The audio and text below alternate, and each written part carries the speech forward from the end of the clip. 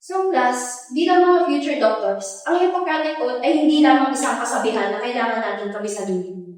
Ito ay pangakong isinasa puso.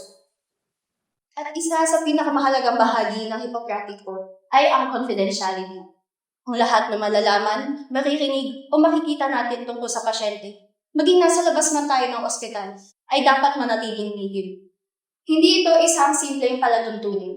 Ito ay kasunduan ng tiwala. Kung mabasag yun, sa tingin niyo ba, karapat-dapat pa kayong tawagin isang manggagamot? Tandaan ninyo, ang bawat pasyente ay nagbubukas ng kanilang sarili. Hindi lamang ng katawan, kundi pati na rin ang kanilang mga puso. At sa sandaling iyon, tayo ang tagapangalaga ng katotohanan at katahimikan nila. Ngunit minsan, darating ang pagkakataon, ang ating katahimikan ay may kapalit na buhay. Kaya ang mga sandaling ito ay dapat nating paghandaan. Again, class, ang etika ay hindi lamang umiikot sa kulay itim at puti.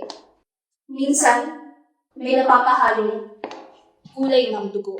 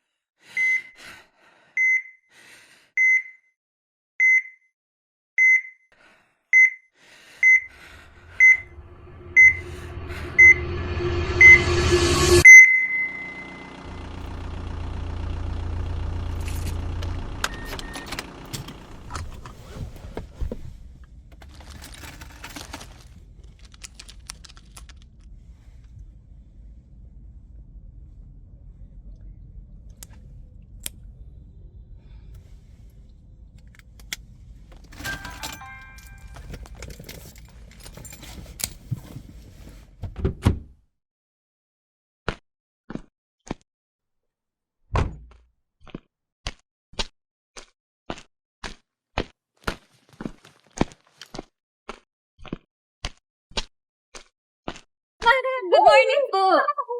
Grabe naman to. Gumaganda kayo, Dok. Hindi, may kukunin lang po ako sa car. Sige po.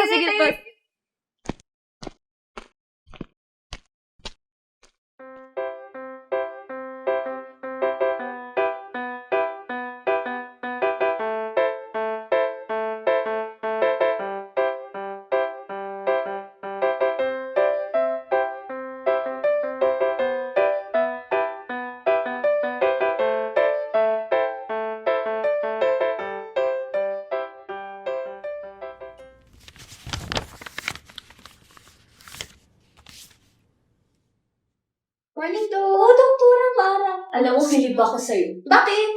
Ikaw lang yung nakita kong nakangiti kahit sunod-sunod yung pasyente. Reflex na yata ito, Doc. Kasi kung di tayo ngingiti, paano magtitiwala yung pasyente sa atin? Dito nga sila pumupunta. Paano? Good morning po. Doktora Mara, meron po kayong pasyente for consultation. Ngayon na po yung schedule niya. Sige. Sorry na po ako, Doc. Sige po. Sige.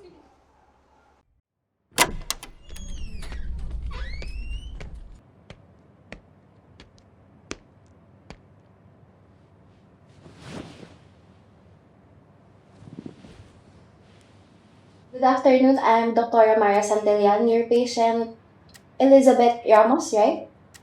Ellie. Okay, Ellie. Bago pa na tayo magsimula, I just want to ask, may nakapag-refer ba sa'yo dito sa clinic or bakit mo napiling magpa-consult dito? Convenient. Malapit. Okay, sige. Let's start. So, what brought you here, Ellie? Hindi ako makatulog. Ilang linggo na. Paano nagsimula yan? Nung umalis siya, simula nun, parang wala nang tunog yung gabi. Ang tahimik. Ang bigat.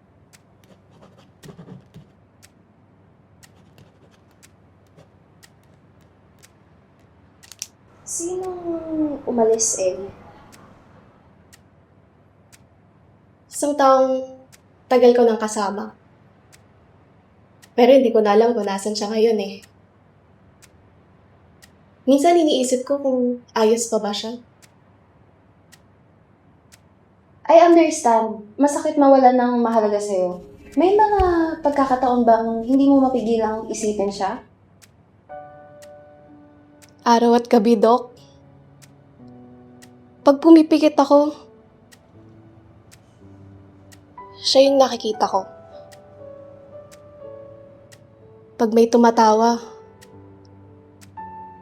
parang siya yung naririnig ko. Pag may dumadaan sa kalsada, parang siya yung naglalakad pabalik.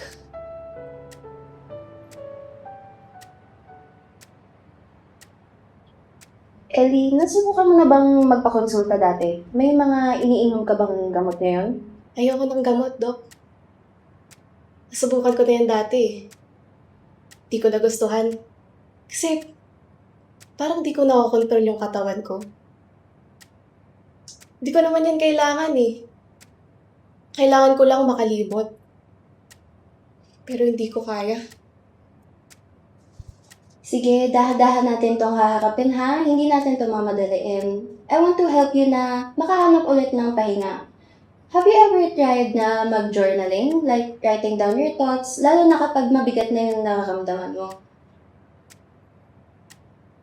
Okay, so for now, doon muna tayo ha. So walang gamot, magsusulat lang tayo. Sulat natin lahat ng nararamdaman natin kahit yung mga hindi masyadong magandang experiences. So okay lang ba sa'yo yun?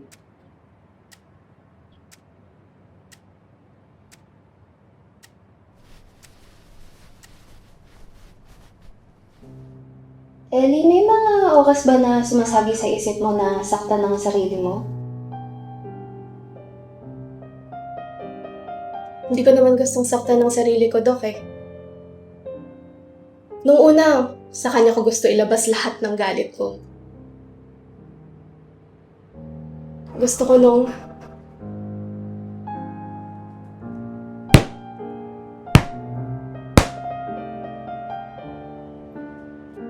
bakit ganun yung ibang tao, Dok? Ginawa ko naman lahat. Minahal ko siya. Gusto ko lang naman mahalin ako pabalik. Ang sakit-sakit, Dok.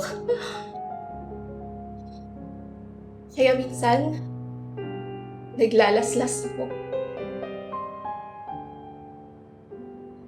Gusto ko lang makaramdam ng ibang sakit. Yung sakit na mas malakas, mas matapang sakit na nararamdaman ko.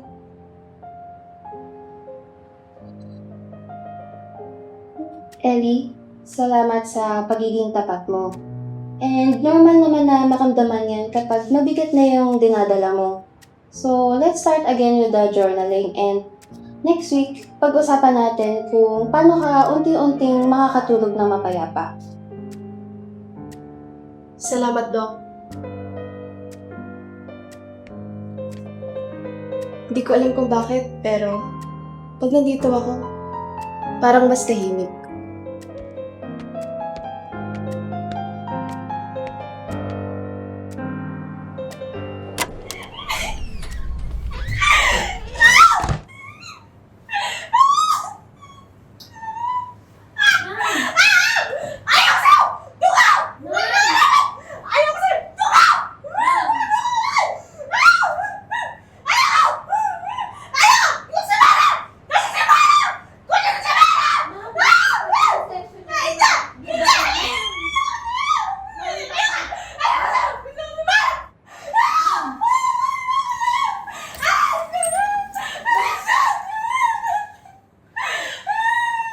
Tahan na.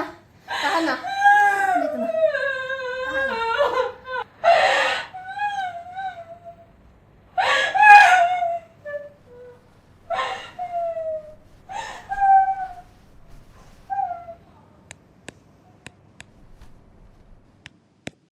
Thank you po, Dok, ha. Kayo lang din yung may pasensyang magpatahan dun sa patient. Meron na rin po palang nag-aantay sa inyong patient pa po. Sige. Thank you, ah. Thank you, Dok, ha. Hey Ellie, kamusta ka na? Hindi ako makatulog ng maayos lately, Doc eh. Dahil ba sa trabaho? May problema ba? Ano ba yung mga naiisip mo? Nakakatulog naman ako, pero pag napapanaginipan ko na siya, wala na. Parang hindi na panaginip. Sino siya? Siya pa rin. Si Jared. Can you tell me more about him? Siya yung taong nagparamdam sa akin na ako lang ang mundo niya. Kaya ang sakit. Parang gumuho na lang lahat nung bigla siyang umalis.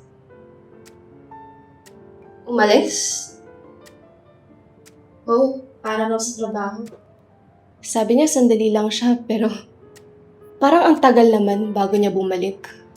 Wala ba kayong communication habang nagtatrabaho siya sa malayo? Minsan, sabi ko hindi ko ipipilit ang sarili ko sa kanya pero sana pala tiniis ko na lang. So, what usually happens when you think of him? I check his whereabouts. Kung kumusta na siya. Pero minsan, hindi ko napipigilan yung sarili ko. Parang gusto kong alamin yung bawat nangyayari sa buhay niya. Nakakahiya. Ellie, it's okay to be curious about the people we care about. Pero, how does it make you feel after? Madalas nangihinayang pa rin. Sana hindi na lang siya umalis. Pero baka mas mabilis na ako maging okay, Doc. What do you mean by that? Sabi nila bumalik na raw siya. Nila? Narinig ko lang. Pero nakikita ko rin minsan sa Facebook. Did you meet him again or saw him in person? Hindi pa. Pero naniniwala ako na bumalik na siya. Hindi ko pa siya nakikita ng harap-harapan. Nararamdaman ko lang. Kung magkita kayo, would you want to talk to him? Would it make you feel better? Gusto ko lang sabihin sa kanya na hindi niya ako pwedeng kalimutan. Na kahit ilang taon nang lumipas, dapat ako pa rin. Dapat ganito pa rin kami.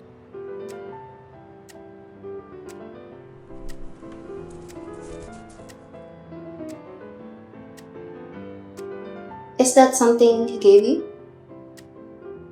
Birthday gift. Sabi niya suotin ko raw parati para maalala ko siya. At ayun nga, Doc. Di ko nga siya nakalimutan. Do you still wear it every day? Oo, Doc. Kasi baka pag hinubad ko, tuluyan na siyang mawala. Ellie, what do you feel when you wear that necklace? Parang nandyan lang siya. Parang kahit saan ako pumunta, katabi ko lang siya. Are there any other things that he gave you that you still care about? Pictures. Pictures niya? How about your pictures? Wala. Tinatago ko lang yung picture niya para tingnan kapag sobrang bigat na. Do you still write your thoughts down? Naalala mo ba yung journaling natin last session? You can try to journal it if hindi mo na kaya. Oo, Doc. Dala ko ngayon.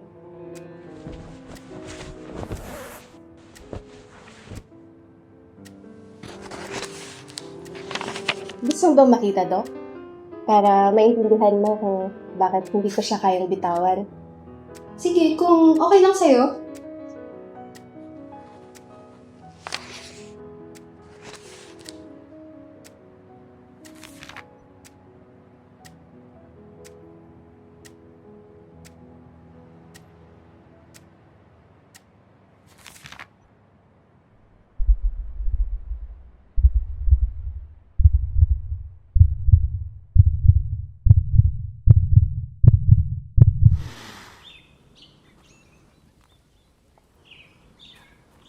Huy! Busy-busy si Doktora, ha? Oh, kape ka muna. Thank you. Ano ba yung naaral mo? Tissue? Hindi ko na kaya. Nireview mo ba to? Hindi rin. Paturo naman.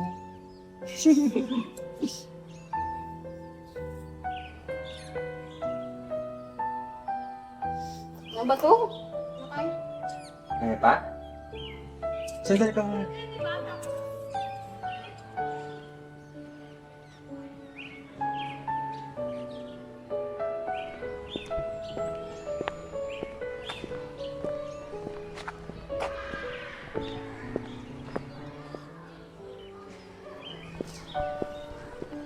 Teka lang, hindi ba parang similar to sa question ng exam natin kanina? Diba? Ito yun nga.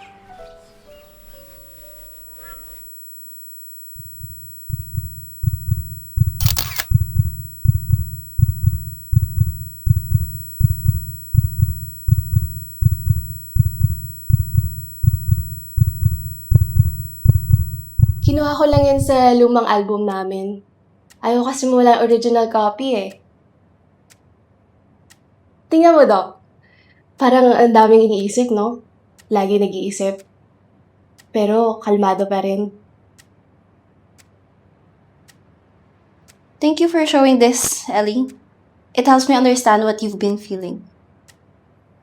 Sabi niya nga sa akin, logic can't explain everything. Kaya siguro hindi ko siya makalimutan. Logic can't explain everything. Oo, Doc. Kasi kapag mahal mo, kahit gaano ka busy, mararamdaman niya pa rin, di ba? Siguro, kaya siya umalis. Kasi hindi na niya nararamdaman. Just continue journaling natin, ha? And we'll just talk more about this sa next session natin. Sige po, Doc. Hindi naman ako nagmamadali eh. Tagal naman na akong marunong maghintay.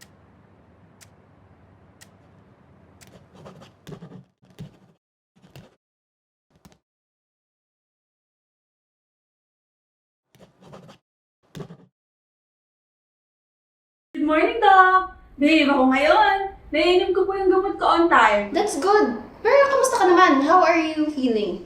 Okay naman po. Mas okay po yung gamot na to sa akin. Salamat, Doc! Wala pong anuman. Ingat kayo, ha? And huwag kakalimutan yung mga gamot niyo lagi. Salamat po ulit, Doc! Sige, ingat!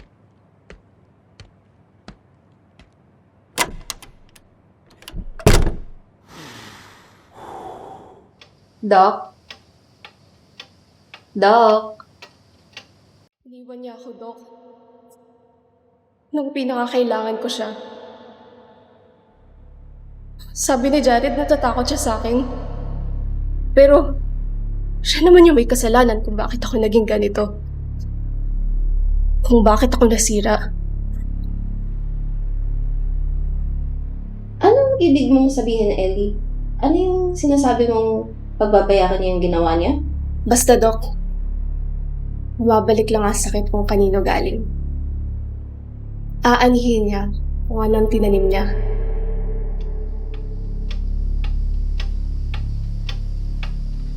Doc Mara! Doc Mara! Doc Mara! Ano ulit yun? Okay lang po ba kayo? Mukhang malalim po yung iniisip niyo. Pagod lang siguro to. Ano po bang, may problema po ba? Kanina pa po kasi kayo nakatulala, Doc. Wala. Huwag mo na kami problemahin.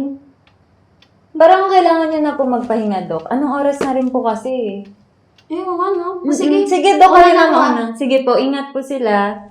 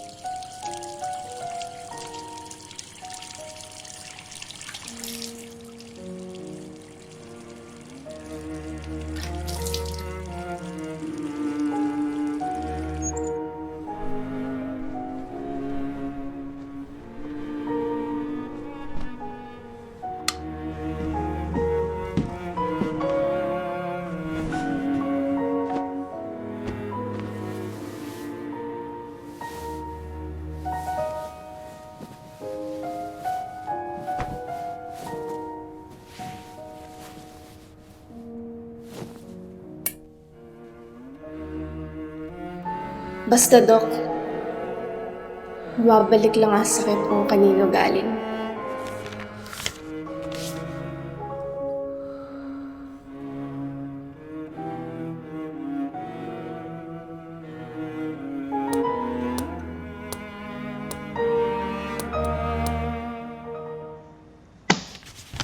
Crystal, Lani, bibili mo na kong merienda sa labas. May gusto ba kayong pabili? Grabe si Doc, manlilibre ulit. Siyempre, di po kami tatanggi ni Crystal Siyempre dyan. naman, Dok. Oo na, nilibig ko na kayo ulit. Thank you, Doc. Thank you po. Sabi ni Lani may bago daw bukas na coffee shop doon. Baka masarap doon. Ay, really? Sige, daanan ko, yun na lang. Gusto niya? Ah, sige, sige, Doc. Anong, check niya lang yung order niya. Sige, Doc. Thank you, Doc. Doc.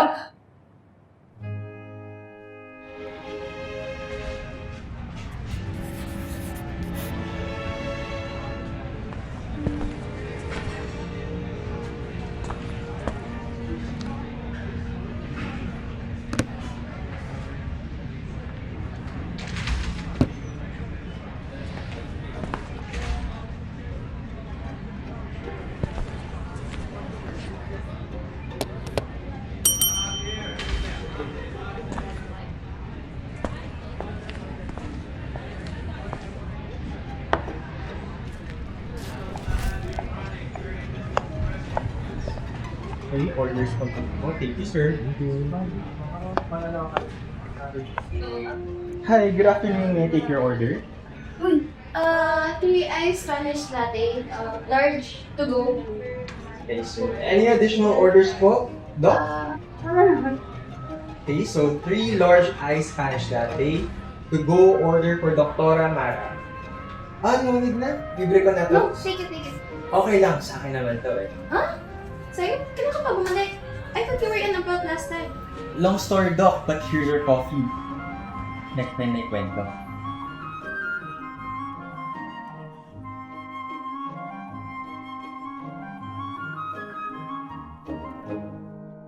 Hindi ba yan si, Ellie?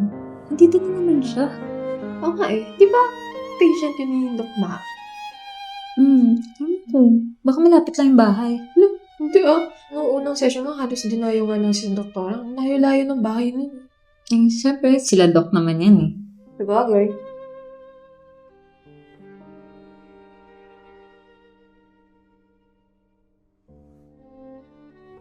Hindi ako pwedeng maapektuhan dahil lang kilala ko si Jared.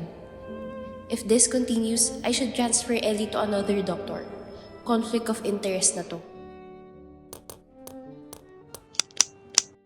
Doc, hypothetical question lang po Paano kung may isang pasyente tayo na obsessive na sa isang tao at may chance na maging dangerous eh? Kailan natin pwede i-break yung confidentiality? Depende, Doktora Mara. Kung may immediate danger, kagaya ng malinaw na banta o plano, pwede natin i-report. Pero kung wala pa naman, confidentiality na lang muna. Ano pala natanong? Wala, Doc. Curious lang kasi may napanood akong documentary kagabi. Ingat lang sa ganyang topic, Doktora Mara. Mabilis mag-overthink kung involved ang emotions. Yung ilan po ba masasabi na overly involved na ang emotions? My simple rule was that if I start making decisions not because they're best for my patients, but because they make me feel better, I know by then na I have to step back. Kasi we can't handle everything. Actually, transfer her if you must. Tandaan mo, sometimes, ang maling pagtulong mas nakasasama ka kaysa sa walang tulong. Pero Doc, wouldn't that shake the patient's stability? Kasi sila na nga yung lumapit sa atin eh. Hindi ba may isip nila na pati tayo, iiwanan sila? Hindi natin sila iniiwan. In fact, mas tinutulungan pa nga natin silang mas mahanap ang taong mas makatutulong sa kanila ng buhay. Sige Doc. Sobrang affected lang kasi dun sa documentary talaga. Saka una na po ako, may pupuntahan pa kasi akong birthday party. Okay, take care, Doktora Mara. You can always knock at my door kung anumang problema yan, kahit yung movie pa or real life problem na.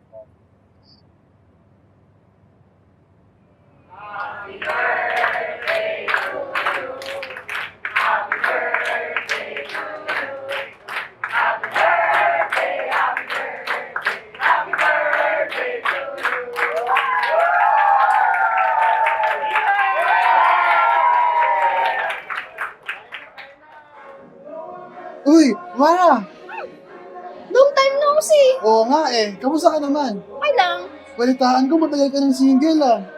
Kamusta na kaya si Janet? In-invite ba natin siya? Jacket? Oo. Na-invite naman ata kasi busy. Bagong bukas yung cafe niya. Oo, kita ko yun. Grabe. Pag-iwanan na tayo. Well, okay lang naman. Pero, okay naman. We'll see. I'll get back to you, ah. Alan bro! Hey, bro, what's up?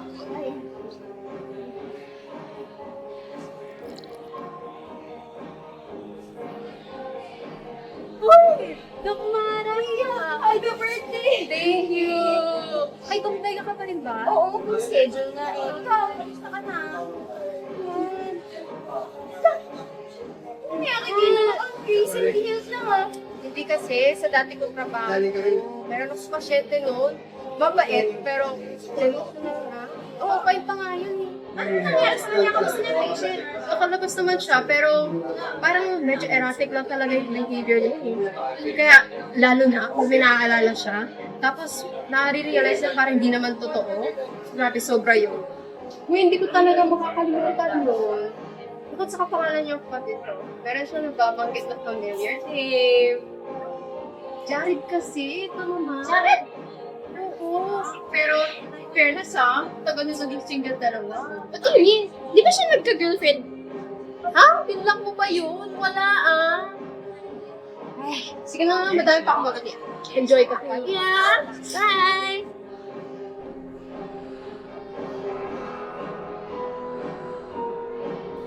Kung ang pasyente na sinasabi ni Lia at si Ellie ay iisa, hindi ba sinabi niya naging sila ni Jared?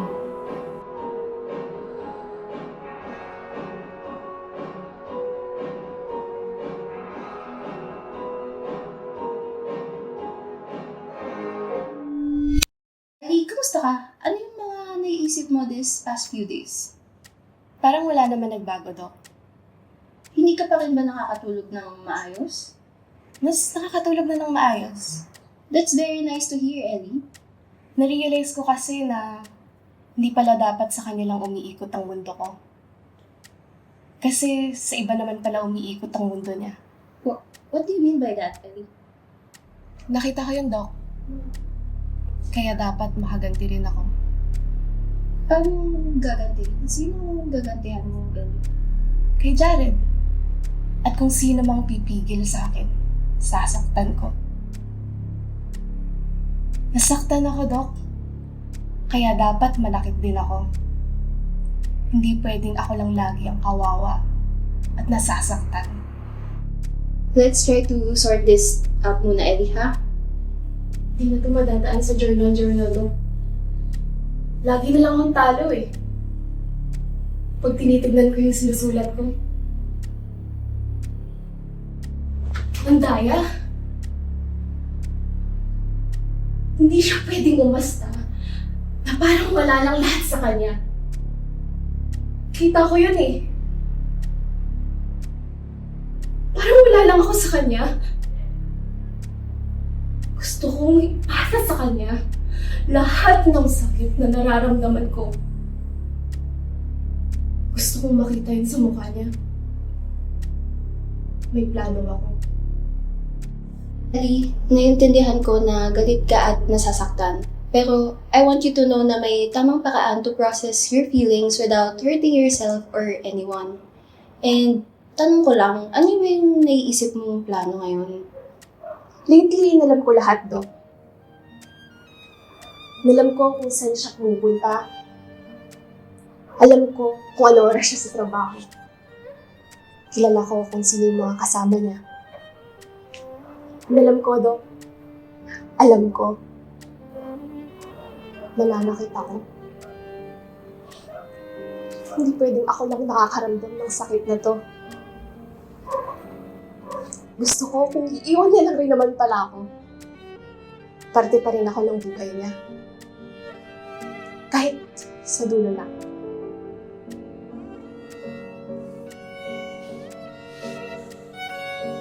Kilala mo naman kung sino yung sinasabi ko, Dok, di ba?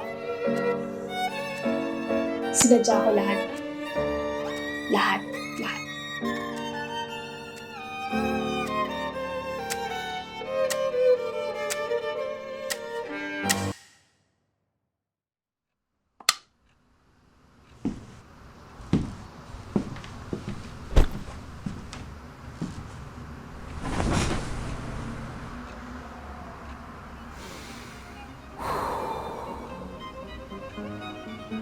Actually, alam ko lahat, Dok. Kilala ko kung sino yung mga kasama niyo. Kilala mo naman kung sino yung sinasabi ko, Dok, di ba? Nakita ko yun, Dok. Kaya dapat makaganti ako. Nananakit ako. Hindi pwedeng ako lang nakakaramdam ng sakit na to. At kung sino mang pipigil sa akin, sasaktan ko. Sinadya ko lahat. Lahat.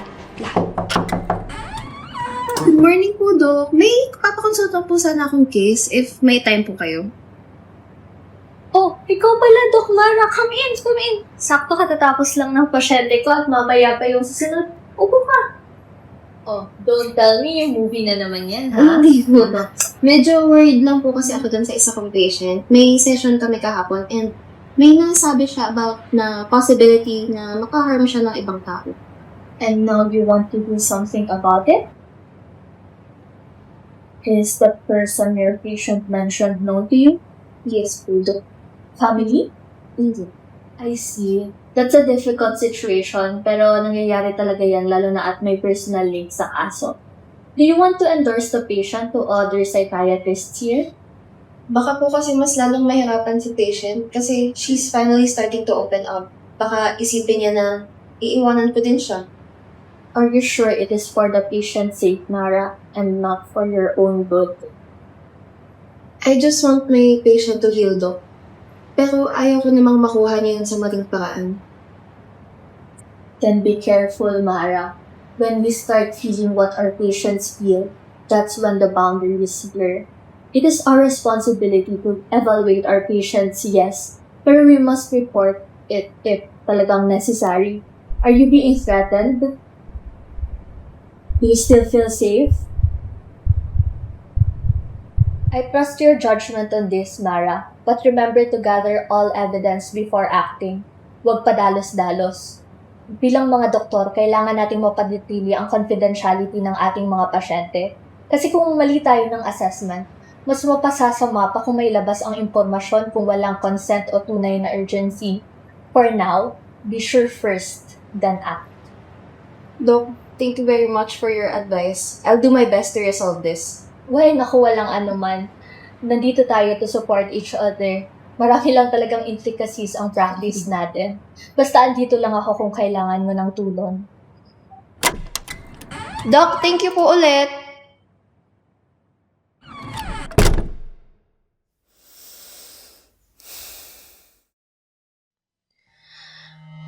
Good morning, Ellie. Kamusta ka na? Di na naman ako makatulog ng ayos, Doc. Pero iba na to. Hindi na to katulad ng dati. What do you mean, Ellie? Napupuyat kasi ako kakaisip kung paano ko gagawin yung plano ko eh. Pero Doc, may bago ako nalaman. Anong narinig mula kanina? Sa kaibigan ko. Sino kaibigan mo? Basta. Nakilala ko na rin kung sino yung ex niya. Buti nga hindi nakita sa party eh. Hindi nga siya mahilig sa kape dati. Bakit kaya may bago pa siyang cafe ngayon? Doc, sorry po. Ano yan? May pasyente kasi ako eh. Doc, sorry. Emergency po kasi. Kahit po kasi si Doc Vega. Sige lang, Doc. Kasi mo lang siya. Hindi naman ako malungkot ngayon. Kasi sisiguraduhin kong magiging akin lang siya. And if I can have him, no one can.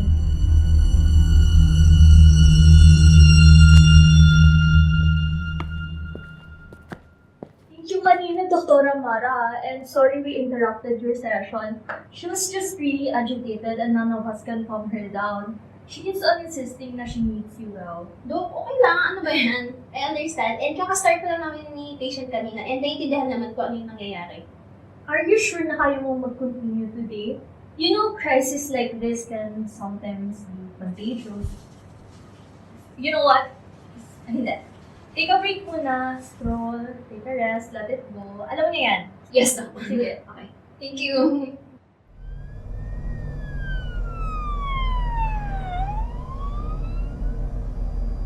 Naku ma'am, kahit gusto po namin kayo tulungan hanggat hindi pa po na isasagawa ang plano, Hindi pa po tayo pwedeng kumilos niyan. Pero sir, detalyado na nga yung plano niyo. Sinabi na niya kung papaano. Ma'am, kahit gaano pa po kadetalyado ang plano, hanggat walang konkretong biktima o kaya ebidensya, hindi tayo pwedeng kumilos kasi baka kayo pa po ang mapahamak niyan. So you're telling me, hintayin muna natin may masaktan bago kayo kumilos? Ma'am, ganyan po talaga ang sistema, pero mag-ingat na lang po muna kayo. Salamat na naman.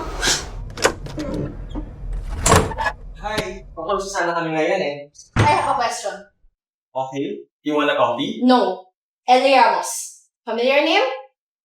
Para sa'yo naman ba to? Ako yung nagtatanong dito, Jared. I said, Ellie Ramos, may kilala ka ba? Yes. Acquaintance kami from work back then. Not your ex? Saan mo lang ba yung nakuha, ha? Okay, fine. For your peace of mind, hindi naging kami, Mara. Okay na? Nagkita na ba kayo simula nung nakabalik ka from abroad? What? Why would I? After all those delusions? Honestly, nagpapasalamat mga ako hindi naging kami eh. Pero teka nga, ha? Where are these questions coming from? This Ellie, right?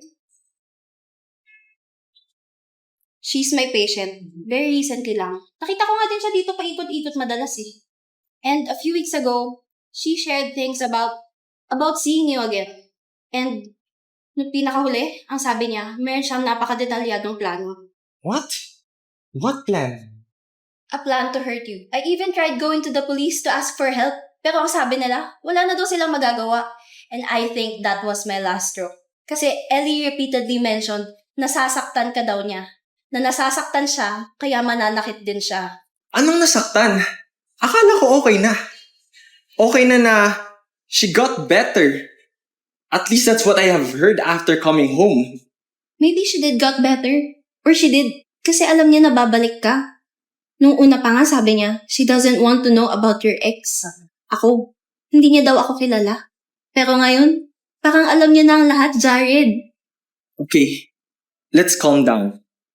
Let's not overthink this. Baka naman kamukha natin in the past. It was all bluff. Maybe it was just a spur of the moment.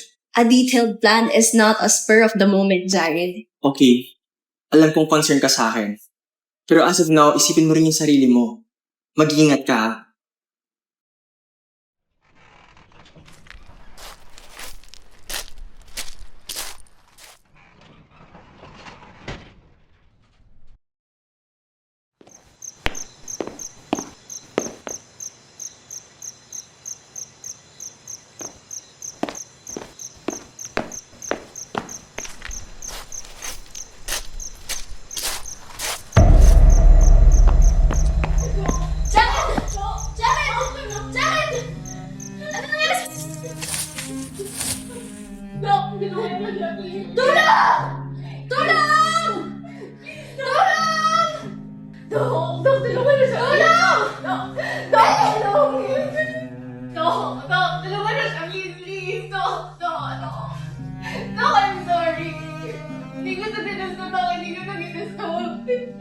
Bakit kasi niyo mo kayang mahalin?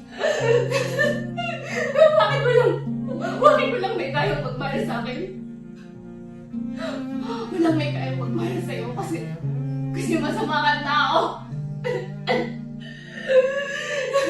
Masama kang tao, lahat na lang pinapahamak mo. Lenny! Ano ba na? Dapat ka lang! Dapat ka lang! Tana! Tana!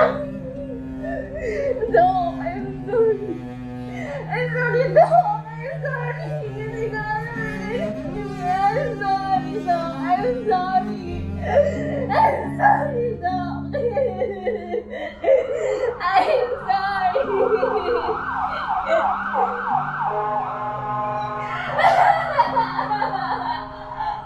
I'm sorry, no!